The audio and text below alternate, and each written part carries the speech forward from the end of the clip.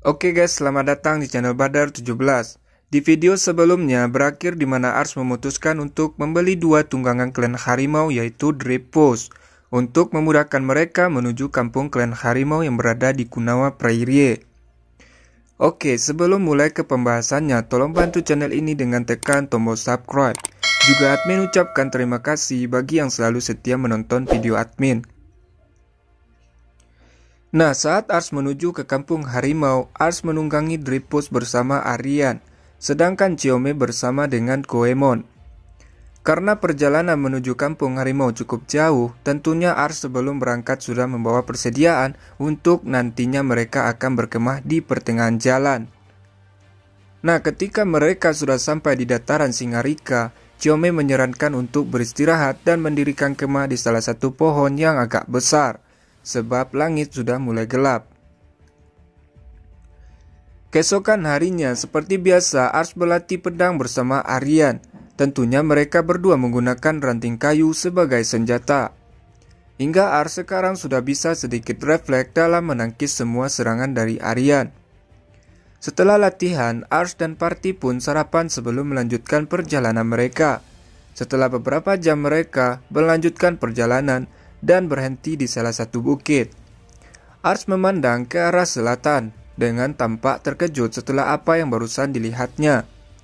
Bahkan Aryan dan Chiome juga merasakan hal yang sama setelah mereka mengerahkan pandangannya pada apa yang dilihat Ars. Cuman Goemon saja yang tidak bereaksi sedikit pun. Jadi sebenarnya yang barusan dilihat Ars hanyalah sebuah pohon yang lebih tinggi dari pohon-pohon di sekitarnya. Tepatnya jauh dari tempat mereka berhenti. Akan tetapi, hal yang aneh dan tampak ganjil dari pohon itu adalah saat dia bergerak perlahan menuju ke selatan. Aryan mengatakan bahwa pohon itu adalah Tridentinum. Ars dan Chiome pun menanyakan apa itu Tridentinum pada Aryan. Aryan menjelaskan bahwa manusia menganggap mereka sebagai monster. Akan tetapi, ada beberapa Tridentinum yang dihuni oleh para roh. Juga ada yang membawa kematian dan yang lain juga ada yang hidup dengan kekuatan batu run. Namun, Aryan belum pernah melihat Tridentinum sebesar itu. Ars teringat dengan apa yang dikatakan oleh pemilik kandang bahwa ada hutan yang tidak boleh mereka masuki, yaitu hutan Black Forest. Sebab hutan itu dihuni oleh monster yang ganas yang tak terhitung jumlahnya, dan kemungkinan Tridentinum adalah salah satunya. Ars dan party bersyukur bahwa mereka tidak berhadapan dengan Tridentinum, sebab bakal sangat berbahaya jika mereka melawan monster sebesar itu. Yang intinya Tridentinum itu sebesar menara Monas. Ars dan party melanjutkan perjalanan hingga Chiome menyarankan untuk mendirikan kemah di dekat sungai Sila yang airnya mengalir dari Gunung Hinrai menuju ke utara. Keesokan harinya, Ars dan party kembali melanjutkan perjalanan dengan menyeberangi sungai Sila, tentunya menggunakan teleportasi dan melanjutkan ke Kunawa Prairie. Nah, perjalanan menuju Kunawa Prairie ini memiliki dataran yang sama dengan Singarika yang sudah mereka tinggalkan. Dan bedanya hanyalah perbukitan rendah di sekitarnya. Tak lama Ars dan party melanjutkan perjalanan dengan menunggangi Drepos. Tiba-tiba saja Ponta berteriak. Ternyata dari kejauhan Aryan melihat ada dua pria yang menunggangi Drepos berlari dengan cepat menuju ke arah mereka. Nah, ternyata mereka adalah klan suku harimau yang selama ini ingin Ars temui. Akan tetapi salah satu dari suku klan harimau menodongkan tombaknya ke arah Ars. Sebab Ars telah membawa Drepos milik dari salah satu 6 klan pandang rumput, yaitu klan Ena. Di sini Ars coba jelaskan kesalahpahaman di antara pria harimau itu, bahwa Ars telah membeli Drepos dari pemilik kandang di kota Fernandez.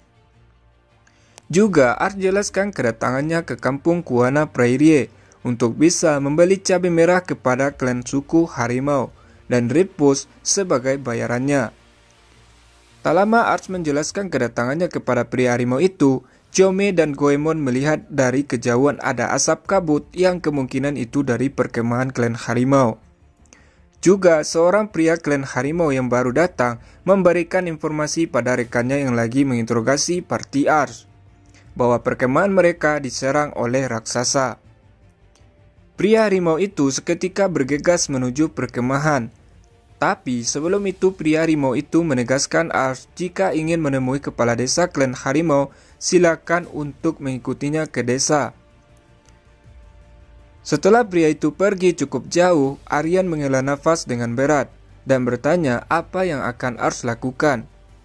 Tentunya Ars akan membantu klan harimau dalam menghadapi raksasa yang menyerang desa mereka, agar klan harimau bakal berhutang budi pada Ars. Hingga itu akan memudahkan Ars dalam bernegosiasi nantinya dengan klan suku harimau. Tentunya Aryan sedikit kesal, sebab dia kembali menempatkan diri dalam menolong orang lain tanpa bayaran. Akan tetapi, Chome dan Goemon mengangguk setuju setelah Ars melirik mereka berdua, seakan mereka menunggu keputusan dari Ars. Setelah agak dekat dengan kampung harimau, Ars melihat para kesatria harimau lagi bertarung dengan dua raksasa. Juga banyak dari kesatria klan harimau yang terluka saat pertarungan itu. Nah, ketika sudah hampir dekat, Ars turun dari Drepos dengan memegang pedang Kaldabol sama perisai dan berlari gila menuju raksasa itu. Dan diikuti juga oleh Aryan, Chome, dan Goemon dari belakang. Sekarang Ars berhadapan dengan salah satu raksasa di hadapannya. Ars langsung menghantamkan petir dari ujung pedangnya ke tubuh raksasa, hingga menyebabkan tubuh raksasa dipenuhi luka.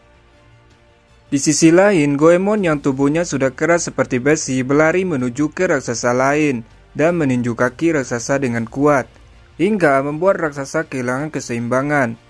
Chome juga datang dan melompat dari bahu Goemon dengan meluncurkan sihir air berbentuk panah ke tubuh raksasa, dan dilanjutkan oleh Aryan dengan menebaskan pedang berapinya ke tubuh raksasa, hingga membuat raksasa terbakar dan mati. Akan tetapi masih ada satu raksasa lagi yang tersisa. Raksasa tersebut sudah berada di belakang Aryan dengan kapaknya yang besar mengayun di atas kepala Aryan. Tapi kapak itu menghantam perisai milik Ars saat dia berteleportasi tepat waktu di belakang Aryan. Setelah raksasa itu mengangkat kapaknya lagi, Ars dan Aryan menjauh dari raksasa. Nah, di sini para klan suku harimau terkejut melihat orang asing membantu mereka mengalahkan para raksasa. Salah satu kesatria klan harimau bangkit dan berlari menuju kaki raksasa dengan tombaknya, hingga membuat para kesatria harimau lainnya juga terdorong untuk bangkit berlari ke arah raksasa secara bersamaan, dan kemungkinan mereka berjumlah 30 orang. Menyerang raksasa hingga mati. Para klan harimau yang menang bersorak-sorak dengan keras. Salah satu pria klan harimau mendekat ke arah Ars dan mengucapkan terima kasih telah membantu mereka dalam menghadapi raksasa. Nah, saat itu Ars berbalik dari pria itu untuk mengambil air penghilang kutukan dan memberi syarat pada Aryan untuk melayani perkenalan dengan pria harimau itu terlebih dahulu. Aryan seketika memperkenalkan diri bahwa dia berasal dari Great Kanada di benua utara. Juga memperkenalkan Chome dan Goemon yang berasal dari utara. Setelah Ars meminum air penghilang kutukan, dia pun membuka penutup kepala. Aryan juga memberitahu bahwa Ars juga datang bersamanya dari desa yang sama. Ars pun mengucapkan salam pada pria harimau di depannya dan mengatakan bahwa dia masih baru bergabung di desa Lalatoya. Nah, ternyata pria itu adalah tetua desa Willy, salah satu 6 klan padang rumput, yang bernama Aina Wilhe. Setelah dia memperkenalkan dirinya, tetua Aina mengatakan bahwa dia sangat ingin menyambut dan menghabiskan waktu bersama orang yang datang membantu klan harimau. Akan tetapi untuk sekarang dia tidak bisa melakukannya, sebab Aina harus membawa rekan-rekannya yang terluka ke desa. Nah, Ars mengatakan bahwa dia ingin bisa membantu tetua Aina dengan menyembuhkan rekan-rekannya yang terluka, pakai sihir penyembuh. Tetua Aina terkejut dengan tawaran Ars dan merasa senang jika itu bisa membantu. Dan tetua Aina akan memanggil rekannya yang lain dari desa untuk membantu Ars dalam mengurus yang terluka. Setelah tetua Aina pergi, Aryan sedikit kesal karena untuk itu Ars terlihat terlalu baik. Ars mengatakan itu dilakukannya supaya bisa bernegosiasi dalam pembelian cabai merah sama klan harimau. Akan tetapi, Aryan malah bingung dan kesal, sebab Ars tidak tertarik sama sekali dengan uang dan malah tertarik dengan makanan. Ars pun jelaskan, bukankah para elf lebih suka mengumpulkan makanan daripada harta kekayaan?